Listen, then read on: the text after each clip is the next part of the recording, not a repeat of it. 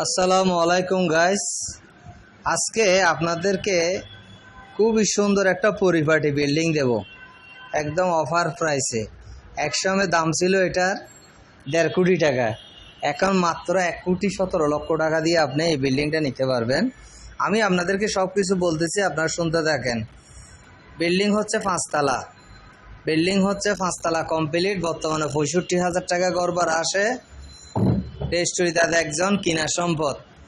জমির পরিমাণ হচ্ছে 1 ঘন্টার থেকে একটু কম বেশ।